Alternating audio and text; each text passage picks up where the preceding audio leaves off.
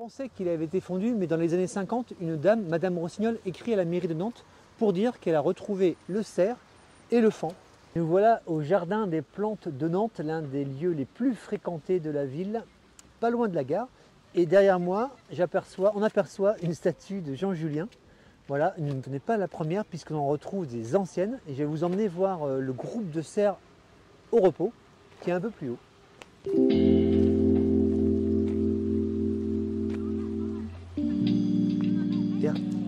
Alors cette sculpture, elle mesure 5 mètres de hauteur.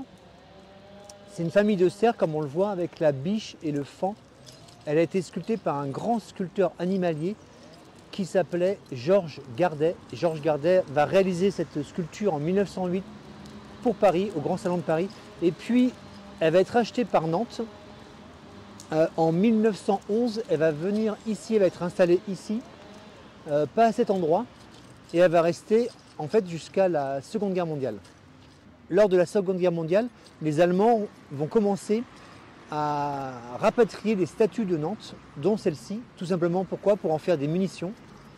Et le grand cerf, la biche et le faon vont disparaître. Voilà, le seul qu'on va retrouver assez vite, c'est le faon, celui-ci hein, tel qu'il est.